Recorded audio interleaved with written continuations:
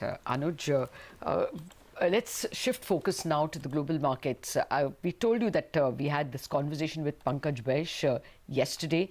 The big event globally is the fall in global yields, especially US yields, and the fact that longer term yields have now become lower than near term yields. What you call the yield inversion normally signals a recession. I spoke to Pankaj Baish yesterday. He sounded very, very worried about global growth, but still bets positively on India. The yield curve in US has a very good track record. It's better than even the Federal Reserve's track record in terms of calling recessions or calling the extent of growth, and certainly better than most economists out there. So I take it very, very seriously. There are people who've explained it away, including in the Fed, saying it's just a factor resulting from the fact that we've been tightening and that we were doing QE on the long end. But I think that's just a truism. I mean, the reality is that yield curve came very close to zero. And in December, Chairman Powell had made relatively tough comments, which got the market scared, which then he completely reversed in January. So I think we saved it so far. It's not touched zero yet. 2 at least haven't.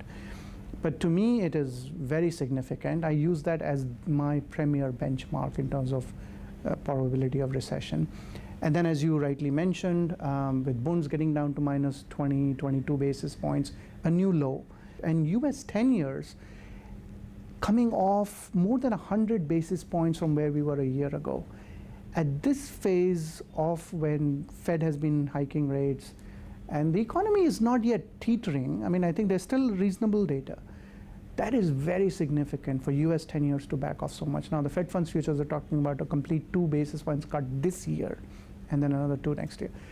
So there's something meaningful going on. And in fact, if you would like, I could bore you with a couple more important emerging markets. Brazil is making a brand new low. Real yields there never used to be below 400, 500 basis points. Now they're like in the 200 handles. You have Korea, China, even Poland, where inflation is picking up dramatically. All these markets are coming in and making new lows in yield. So there is something bigger going on. The hunger for yield is no longer just in the core developed markets, but in a lot of emerging markets where in the past we used to think of a risk-off environment, as yields will go higher, actually yields are going lower.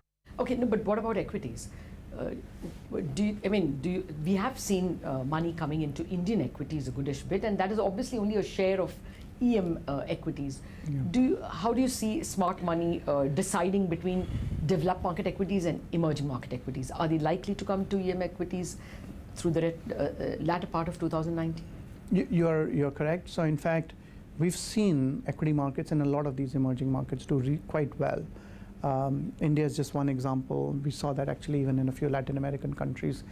So the view is that growth in US, growth in China, growth in Euroland is pretty much not there. Same thing in Japan.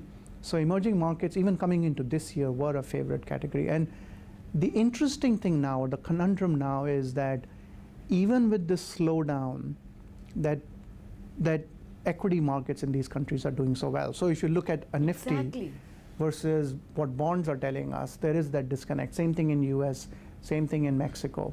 So we are all scratching our heads, but I think it is simply people feel that yields are collapsing around the world, and they feel in EM versus, to answer your question, versus DM, there is some still reasonable nominal. I mean, India should still grow 10% nominal this year. Yes.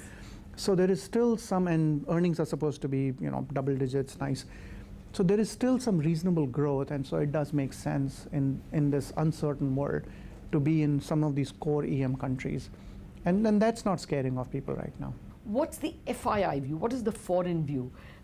Is there a feeling that India can be an outperforming equity market here on? Yeah, so actually I'll tell you, with this election, there was a lot of excitement. And if you leave all the intellectuals on one side who've been writing a lot of negative stories, among the investor community, there was a lot of excitement. And definitely equities was the asset class that they all recognize as the easiest one. Some people talked about FX and rates, but in rates there's some limited space, I think, given where we are now. But in equities, people were pretty excited. They are choosing, I think, the sectors a little bit, so not so much mid-cap, but it's a lot just the big names. Even banking has come back pretty strong. So there are a lot of people who are very positive about it. And you tell them the growth story or jobs or whatever, and their view is, look, fresh mandate, 5 years to go, and frankly, what else do I have? This looks like a strong mandate, and I'm happy to put some money behind. Today you're allowed to buy some asset. Which one would that be? Actually, we're still, even at a personal level, long Indian equities. Okay, there I you think are. they're performing quite well.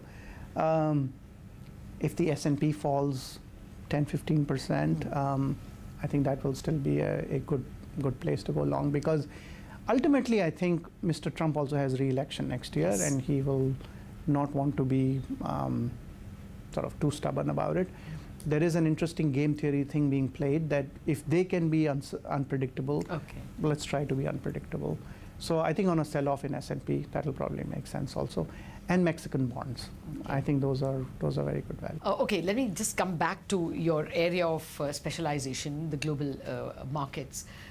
Do you worry that there can be anything in the currency? How are you looking at the dollar index? And more importantly, yuan, because it seemed to go towards 7. So I think 7 is not that big a deal. I think Mr. Zhu is right. It's a nice round number, but they may not necessarily draw a line in the sand on that, because also that tends to attract a tug of war, which is not necessary.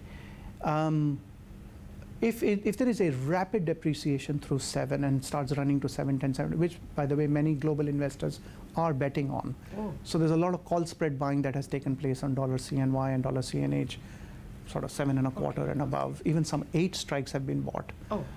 So just as a tail risk, things go really bad sort of a scenario. So if you start seeing a rapid depreciation of the Chinese currency, they will for sure. It's a That's not major your base country. case. That's not our base case. They will take action. In terms of the rupee, so the rupee is, given what has happened to CNY, given what's happened to Korean won, Taiwan dollar, rupee is obviously extremely well. Study. Partly because of the elections and people being excited about it. But I think given RBI's preference to keep buying the currency, this also will not like run towards low 60s or something. I think they'll just keep a bid on it.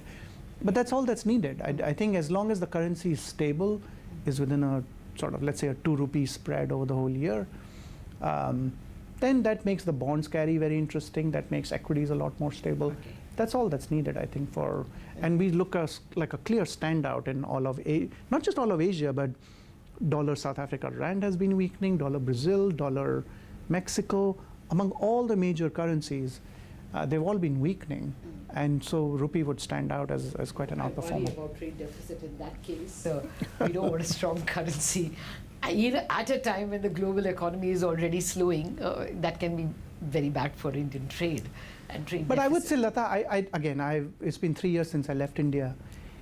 I think the sensitivity of India's trade deficit to the rupee is not